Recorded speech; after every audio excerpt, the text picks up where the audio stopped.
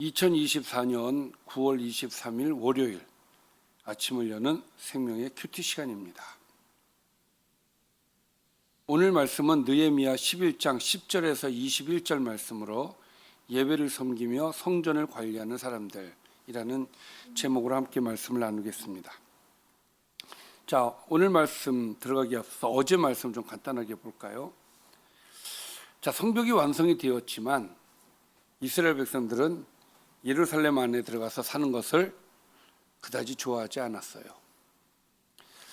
너무 열악한 환경이었기 때문에 그 안에 들어가는 것이 쉬운 일이 아니었을 겁니다. 그리고 본인들이 정착하고 살고 있는 터전들이 있는데 그걸 내비두고 그 안으로 들어간다는 건 큰 결단이 필요로 했었죠.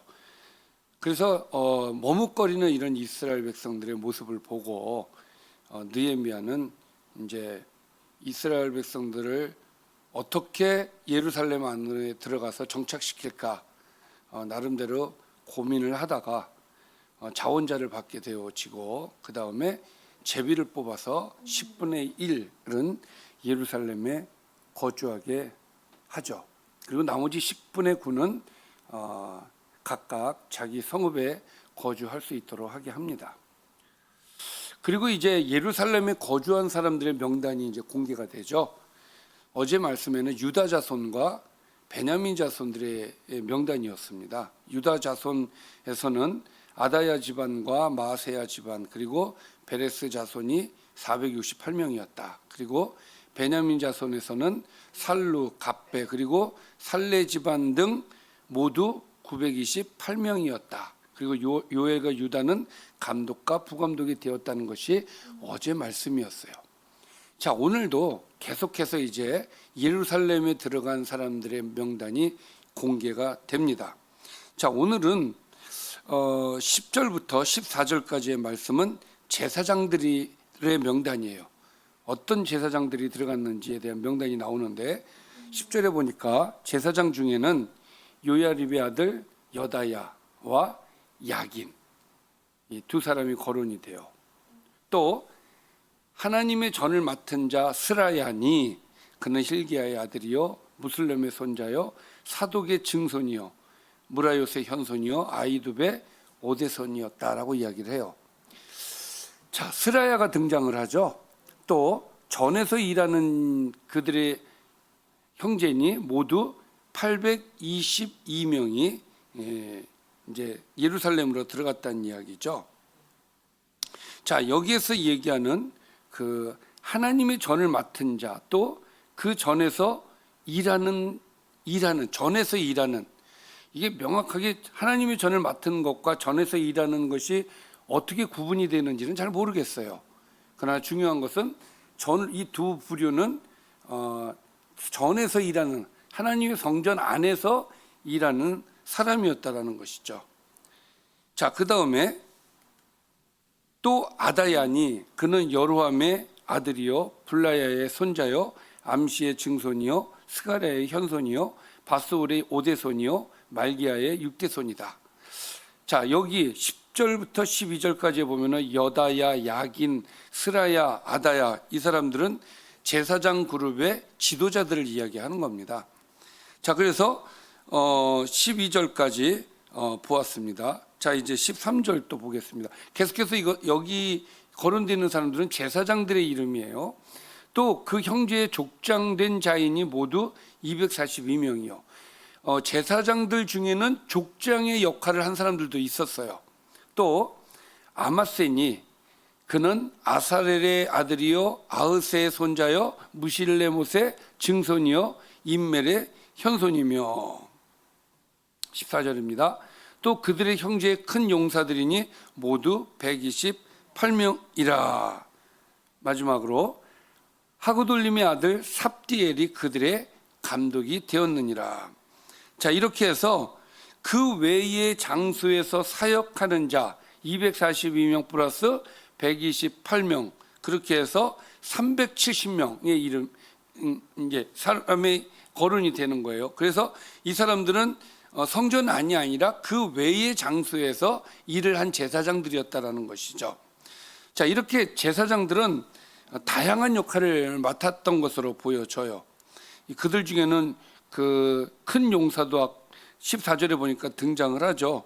이들은 예루살렘 성전 지역을 방어하는 용사들이었다.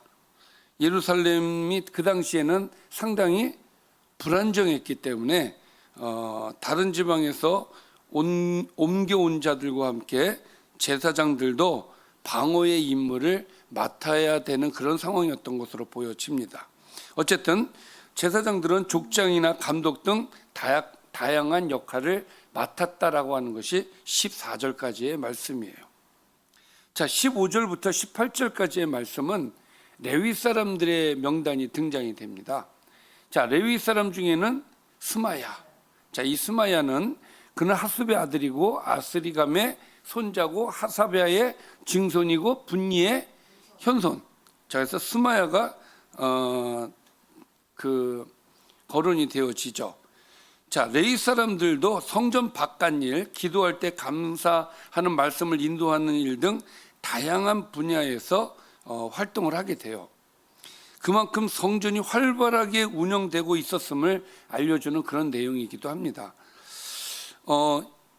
병행하는, 그러니까 느헤미야하고 병행하는 그 역대기서를 보면은 이 레위인들은 문지기들의 근무, 물품의 출납 기록, 진설병 준비 등 다양한 모습을 기록하고 있어요. 여기에는 안 나타나 있지만은, 자, 그 중에 스마야, 여기에 등장하는 스마야는 제사장의 계보를 잇는 레위의 셋째 아들 무라리의 자손인 것이죠.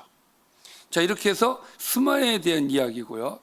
자, 그 다음은 레위 사람의 족장 삽부대와 요사밭이 소개가 되고 있는데요. 그들은 하나님의 전 바깥 일을 맡았다.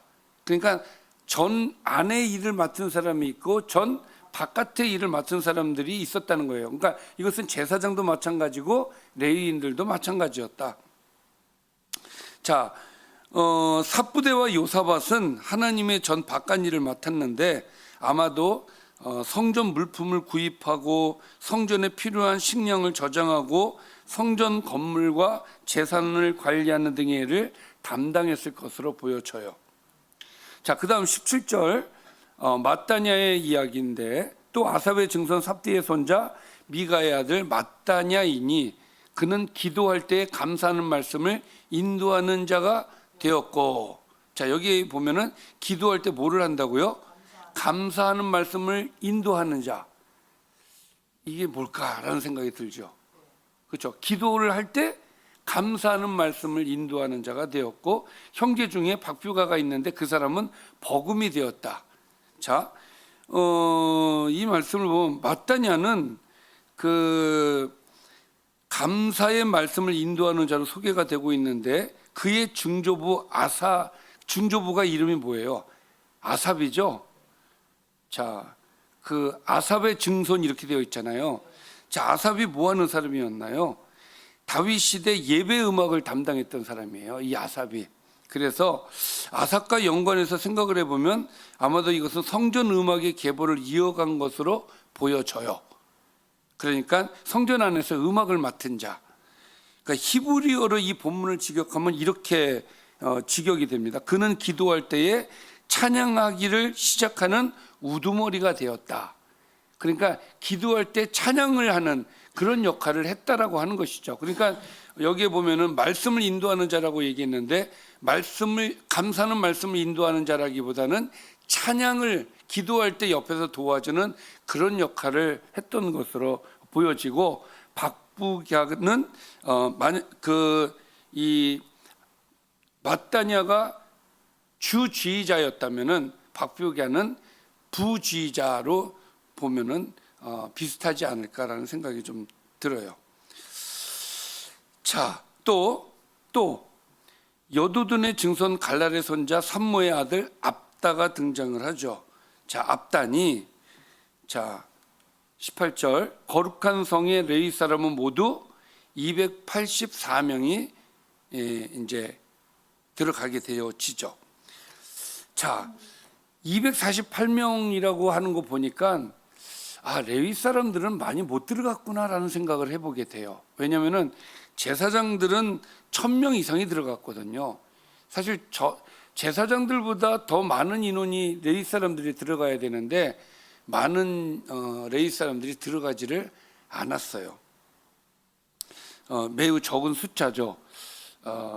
아마도 이제 레위 사람들의 역할이 주로 이제 제사장들과는 달리 어떤 그 좀 힘든 일들을 감당을 하고 있었기 때문에 들어가는 것을 좀 기피하지 않았나라는 생각을 또 해보게 됩니다. 자, 어쨌든 레위 사람들은 모두 284명이 들어갔다. 자, 그다음에 19절은 성문지기에 대한 이야기인데 성문지기는 악굽, 달몬과 그 형제니 모두 172명이었다.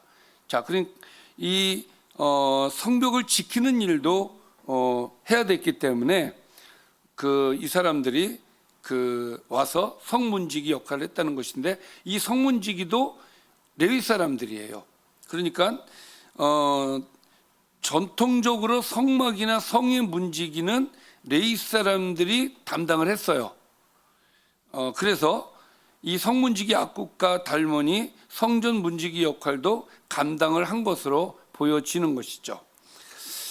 자, 그리고 이제 나머지 사람들에 대한 이야기인데 20절 그 나머지는 이스라엘 백성과 제사장과 레위 사람은 모두 유다 모든 성읍에 흩어져 각각 자기 기업에 살았다. 이제 나머지 10분의 9를 얘기하는 것이겠죠. 자, 그리고 마지막으로 소개가 되는 사람들이 있는데 오늘 느디님 사람들입니다. 이 느디님 사람은 오벨에 거주하니 시하와 기스바가 그들의 책임자가 되었다라는 거예요. 자, 히브리어를 그대로 음역한 느디님 사람, 이게 이제 세번역 성경에 보면은 이렇게 번역이 되어 있어요. 성전 막 일꾼으로 소개된 이 사람들은 전쟁 포로의 자손이라고 이야기를 해요. 그래서 이들에게는 천한 일이 맡겨졌다고 이야기를 해요. 그러니까 막일을 맡은 사람들이 느디님 사람들이었다. 그들은 어디에 거주했느냐? 오벨에 거주했다고 그랬는데, 자, 이들이 자리 잡은 이 오벨은 요새화된 언덕이나 구릉지, 다시 말하면 예루살렘 성전 남쪽과 다윗성 북쪽 사이에 언덕에서 살았다고 해요. 자, 이곳은 성전의 끝자락에 위치했기 때문에 성전 일을 감당하는 느디님 사람들에게 적절한 장소로 여겨진다라고 보여집니다. 자, 여기까지가 오늘 말씀이에요. 자, 오늘 말씀을 좀 정리를 해보겠습니다. 자, 예루살렘에 거주한 제사장과 레위 사람들에 대한 명단이었어요. 제사장 중에는 여다야, 야긴, 스라야, 아다야, 아마세, 삽디엘이 거론이 되었죠. 그래서 1192명이 남았다라고 오늘 얘기를 하고 있어요. 반면에 레위 사람 중에는 스마야, 삽부대, 요사밧, 마따냐, 압다 이렇게 있는데 284명밖에 들어가지 않았다. 그리고 성문지기는 172명이었다. 나머지는 유다 모든 성읍에 흩어져 살았다라고 하는 것이 이제 오늘의 말씀이 되겠습니다. 어제와 오늘 말씀을 보면 다양한 직분들을 받는 장면을 보게 됩니다. 그리고 그들의 이름이 공개되고 있습니다. 이렇게 이름이 기록되어 공개되는 것은 그들이 맡았던 사역들이 매우 귀했고 또 충실하게 감당했기 때문에 그렇습니다. 지금 예루살렘에 들어가는 것은 큰 결단과 헌신이 없이는 불가능한 일이었습니다. 그럼에도 불구하고 그들이 순종하고 더 나아가 각자에게 주어진 사명에 충실했기 때문에 그들의 이름이 높임을 받은 것입니다. 성경에 보면 맡은 자에게 구할 것은 충성이니라라는 고린도전서 4장 2절 말씀이 있습니다. 사명을 받아서 자신이 직분을 받았을 때는 모두들 충성하겠다고 다짐하고 열심히 합니다. 여러분, 성령 충만, 은혜 충만한 시간에는 모두가 충성하게 되어 있습니다. 그러나 시련이 닥치고 시험에 들어 실족할 때에는 충성을 서약한 사실조차 잊어버리고 무거운 짐을 벗듯 사명을 던져버리는 사람도 있습니다. 저는 여러분들이 직분을 잘 감당해서 성경에 이름이 기록되어 있듯이 우리 주님의 손에 있는 기록책에 여러분들의 이름이 기록되기를 바랍니다. 우리 모두 이름이 기록되고 공개되는 충성된 일꾼이 되시기를 주님의 이름으로 축원합니다. 기도하겠습니다. 살아계신 아버지 하나님, 우리의 이름이 주님의 기록책에 기록되는 충성된 일꾼이 될 수 있도록 인도하여 주옵소서. 예수님의 이름으로 기도드리옵나이다. 아멘.